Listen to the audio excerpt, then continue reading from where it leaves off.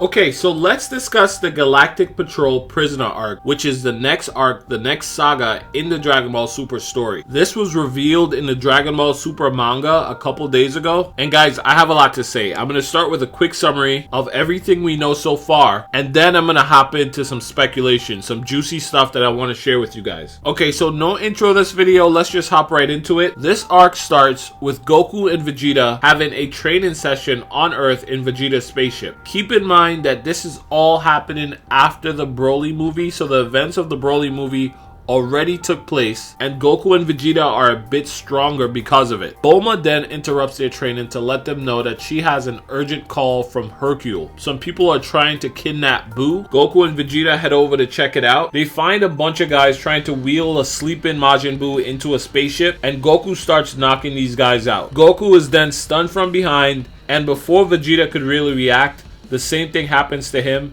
He's also stunned from behind and then put to sleep. A few moments later, they both wake up and they're on the Galactic Patrol space station. They are greeted by Jacko, who is obviously the Galactic Patrolman that we know the most about. They are also greeted by the guy who stunned them, who apparently is the #1 agent in the entire Galactic Patrolman organization. His name is Miris, and comparing him to Jacko, he apparently polices 104 sectors of our universe, while Jacko only polices 3. So I guess that's some sort of measure of his power. I really want to talk about him being able to stun Goku and Vegeta like that. But before I do, let me just finish this quick summary. Miris apologizes for getting, quote, rough with Goku and Vegeta. It turns out that a prisoner escaped from the Galactic prison, and in order to recapture that prisoner, they need assistance from the Daikaioshin, the Grand Supreme Kai that currently resides within Majin Buu. Okay, last thing.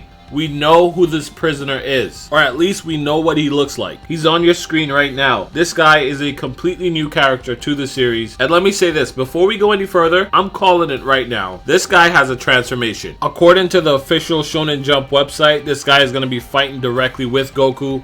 And I just don't see this old bearded figure putting up any sort of fight or presenting himself as enough of a threat for Goku to want to engage him without a transformation, or at least without him changing in some way. I'm going to talk about this guy more in a little bit, but right now what I really want to get out there are my feelings about Goku and Vegeta being stunned by this Galactic Patrolman. Guys, let me be honest, I think this is nonsense. I think this is BS. Regardless of how powerful this Galactic Patrolman is, there's no way he's faster than people like Jiren or Dispo. When talking about the Galactic Patrolman as a whole, these are people who couldn't even handle the Frieza Force or Frieza before he got powered up. So even if this guy is the strongest, fastest Galactic Patrolman, his speed cannot hold a candle to someone like Beerus or Whis, which is what Goku and Vegeta have been used to the last few years, not to mention just coming off of the Broly fight. So this felt like nonsense to me. The only way I see the writers saving this to not be some gaping plot hole is by giving this Miris guy, this Galactic Patrolman, some sort of power, some sort of unique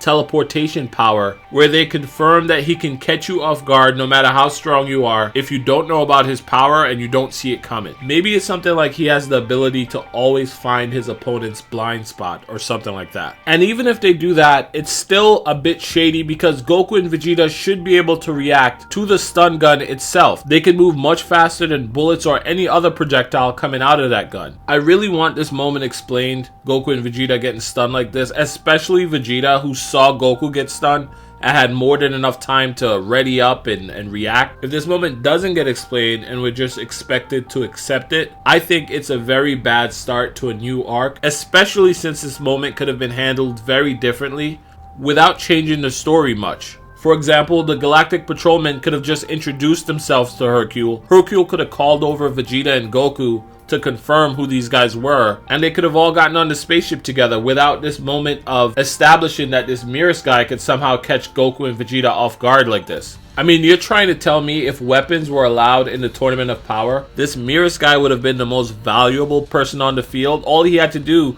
was teleport behind Jiren and stun him, right? And then they could just walk Jiren's sleeping body off the platform. I know I'm harping on this a bit much, but the Dragon Ball Super story can be continued without constantly resetting Goku and Vegeta's power level.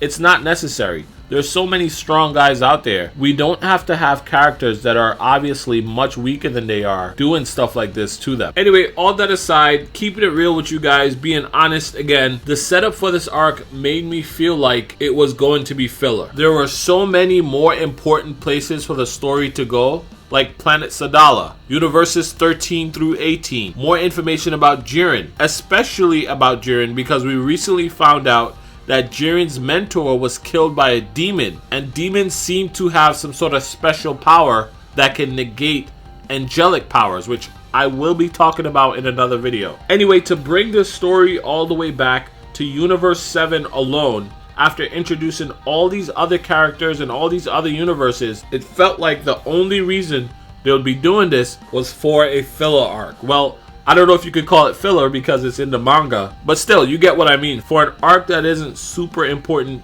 to the progression of the Dragon Ball Super story. I thought that until I saw the light. And the light to me is, if the Galactic Patrolmen need the assistance of the Grand Supreme Kai, it's likely because whatever this escaped prisoner is involved with has something to do with the world of Kais. And remember that the world of Kais is very closely tied to the angels and the gods of destruction.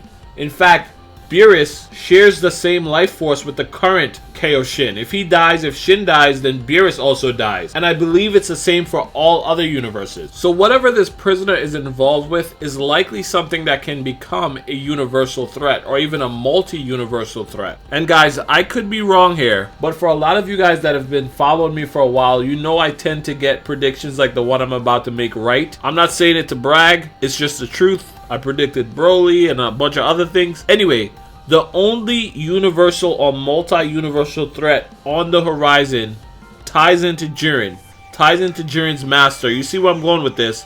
Are the demons, right? It is my guess that this guy, this goat-looking dude, is some sort of sorcerer or something with the plan of releasing demons into the world of Kai. Maybe Majin Buu and the Grand Supreme Kai being absorbed was a product of what this guy is capable of. And if any of that is true, it means that this is going to be one of the most important arcs of Dragon Ball Super, because it may finally introduce the big opposition, the thing that the angels and the gods themselves have to fight against. Anyway, like I said, I plan to do another video on this. I just wanted to get my initial thoughts out there for you guys. Are you guys excited for this new arc? Leave a comment down below. Let me know what you guys think. Hashtag Dooku. This is my third video, so I don't want anyone saying I'm not back anymore, right? I love you guys. I hope you had a great Thanksgiving. Like I said, I plan on doing another video specifically about the demon stuff, so you'll be hearing from me again real soon. Have a great day. Bye.